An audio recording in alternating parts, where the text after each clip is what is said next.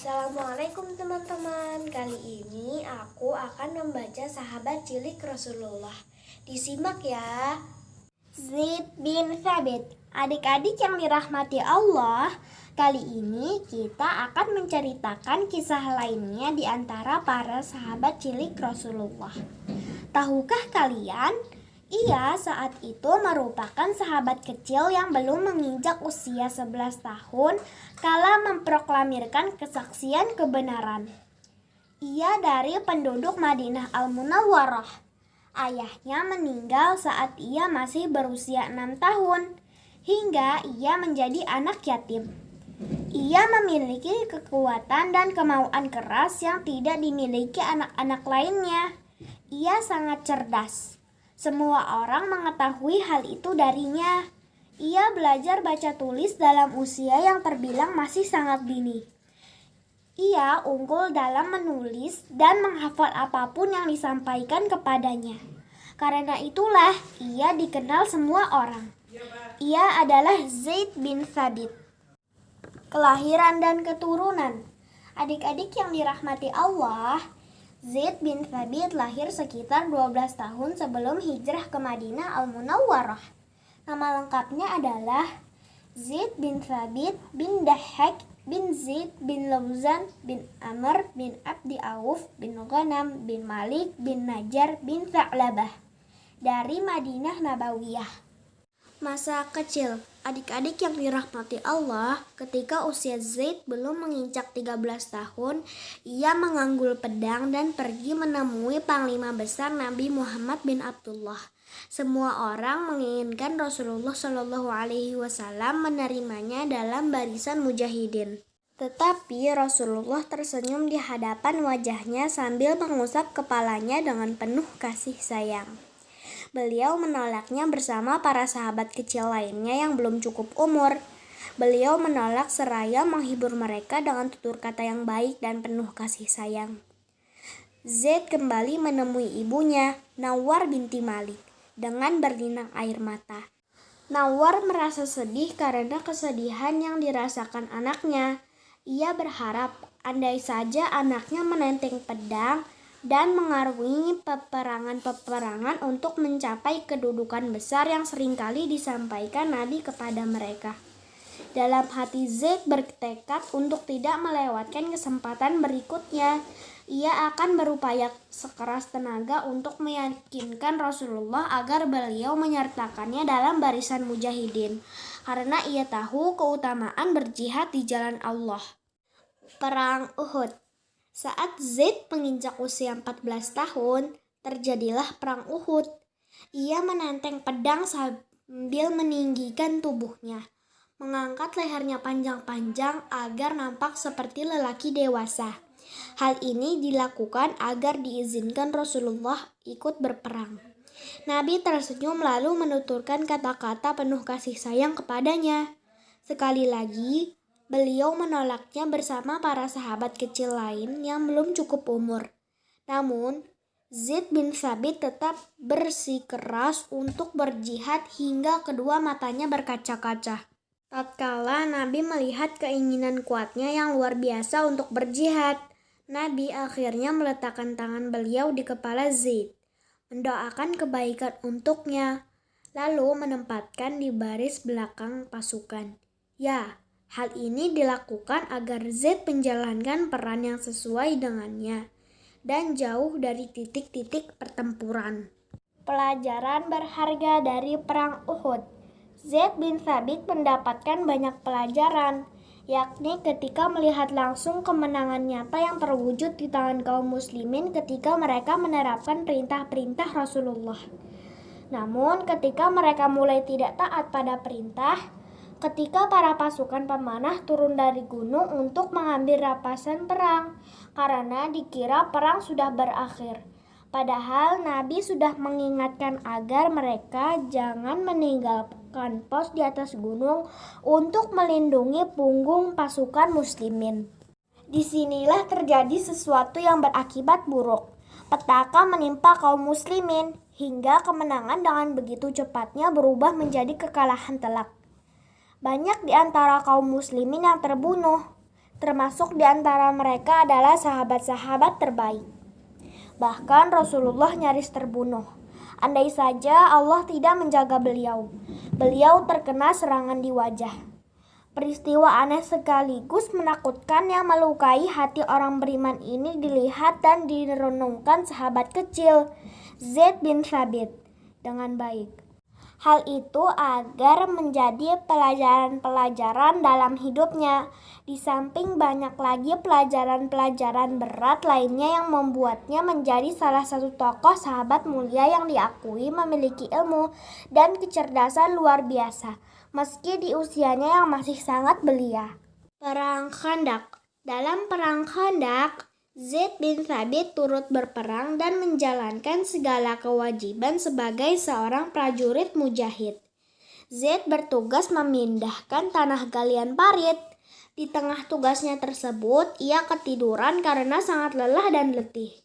Hingga tidak menyadari sahabatnya, Imarah bin Hazm mengambil pedang miliknya dengan maksud untuk bercanda dengannya. Karena di antara keduanya terdapat ikatan kasih sayang dan persaudaraan. Saat itu Nabi melintas di dekat Zaid yang sedang tidur. Beliau tersenyum sambil berkata, "Bangunlah, wahai Abu Ruqad." Saat bangun, Zaid sangat kaget senjatanya tidak ada. Ia didera rasa cemas dan takut. Lalu Imarah bin Hazm datang dan mengembalikan senjata itu kepadanya sambil tertawa. Saat itulah Nabi melarang seorang mukmin menakut-nakuti saudaranya atau mengambil barang miliknya meski hanya untuk membuat tertawa dan bercanda. Ini menjadi pelajaran yang indah untuk kita semua. Perang Tabuk. Adik-adik yang dirahmati Allah, dalam Perang Tabuk, Zaid selalu mendampingi Rasulullah, baik dalam situasi damai maupun saat-saat perang. Ia membawa panji Bani Najjar saat Perang Tabuk. Panji perang ini pada mulanya dipegang sahabat Zaid, Imarah bin Hazm. Rasulullah kemudian mengambilnya, lalu menyerahkan panji tersebut kepada Zaid bin Thabit. Imarah berkata, "Wahai Rasulullah, apakah engkau mendengar sesuatu dariku?" Nabi menjawab, "Tidak, tapi Al-Quran itu didahulukan.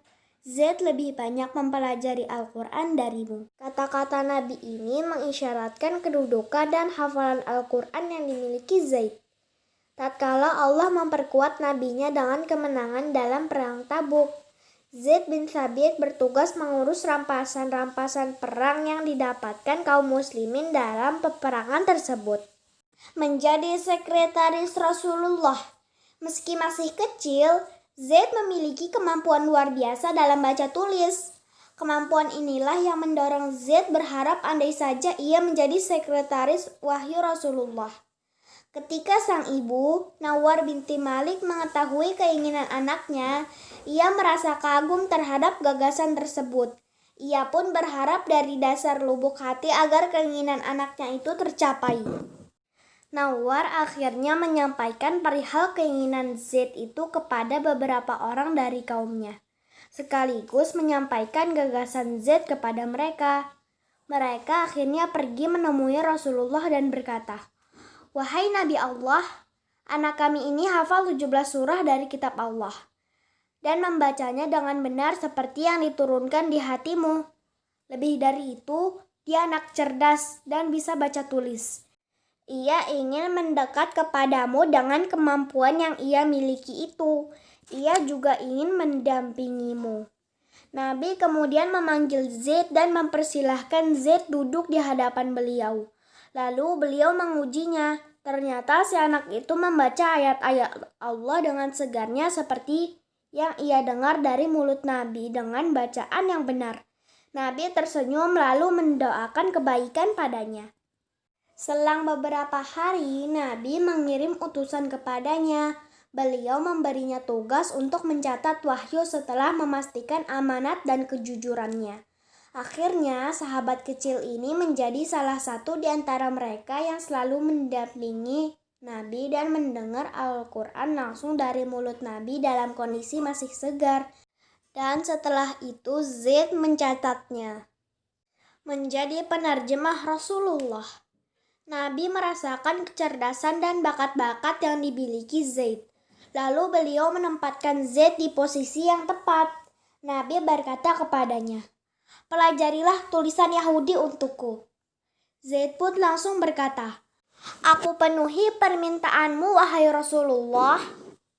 Sejak saat itulah Zaid bin Thabit tekun mempelajari bahasa Ibriyah hingga berhasil menguasainya dalam waktu singkat.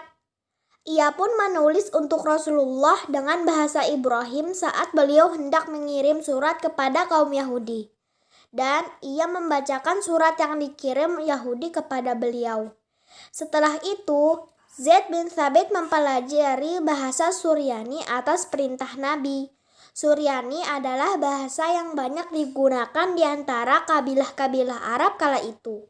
Seperti itulah Zaid bin Thabit menjadi penerjemah Rasulullah. Subhanallah. Menjadi sekretaris wahyu. Kedudukan Zaid kian meningkat tatkala menjadi sekretaris wahyu. Tidak lupa untuk kami sampaikan bahwa Zaid bin Thabit memberikan banyak pelayanan mulia untuk Islam. Di antara yang paling penting adalah pengumpulan Al-Quran. Pada suatu hari, Abu Bakar As-Siddiq selaku khalifah setelah Rasulullah mengirim utusan untuk memanggil Zaid. Saat itu Umar bin Khattab sedang duduk bersamanya. Abu Bakar kemudian berkata kepada Zaid, "Kau adalah pemuda yang berakal. Kami pun tidak mencurigaimu. Dulu kau adalah sekretaris Rasulullah.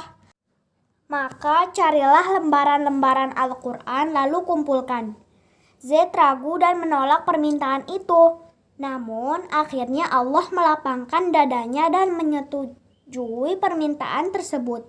Ia berkata, "Demi Allah, andai Abu Bakar memerintahkan untuk memindahkan gunung, itu lebih mudah bagiku daripada perintah mengumpulkan Al-Quran yang ia bebankan padaku." Hal ini ia katakan karena Zaid sangat menjaga diri dan amanat. Diriwayatkan dari Anas Malik, ia berkata, Rasulullah bersabda, "Umatku yang paling menyayangi umatku adalah Abu Bakar. Yang paling tegas dalam agama Allah adalah Umar. Yang paling benar rasa malunya adalah Utsman. Yang paling ahli dalam membaca kitab Allah adalah Ubay bin Ka'ab. Yang paling tahu tentang faraid adalah Zaid bin Thabit. Dan yang paling tahu halal dan haram adalah Mu'az bin Jabal. Ketahuilah, setiap umat memiliki orang kepercayaan. Dan orang kepercayaan umat ini adalah Abu Ubaidah bin Jarrah." Zaid bin Thabit wafat. Zaid wafat tahun 45 Hijriah pada masa Muawiyah. Saat meninggal dunia, Hassan bin Thabit yang dikenal sebagai penyair Rasulullah meratapi kepergiannya dalam bait-bait syair. Siapa lagi yang bisa membuat bait-bait syair setelah Hassan dan anaknya? Dan siapa lagi yang bisa membuat untaian kata indah setelah Zaid bin Thabit? Tatkala Zaid bin Thabit meninggal dunia, Abu Hurairah berkata, "Pada hari ini, ulama umat telah meninggal dunia. Mudah-mudahan Allah menjadikan Ibnu Abbas sebagai penggantinya." Semoga Allah meridhai Zaid bin Thabit dan seluruh sahabat. Demikian kisah Zaid bin Thabit. Semoga bermanfaat dan menambah kecintaan kita kepada sahabat Rasulullah. Mohon maaf ya teman-teman jika aku belum sempurna dalam membacakan kisah ini. Insya Allah aku akan tambah semangat membuat dan mengedit video bagian ketiga nanti. Barakallahu fikum. Wassalamualaikum warahmatullahi wabarakatuh.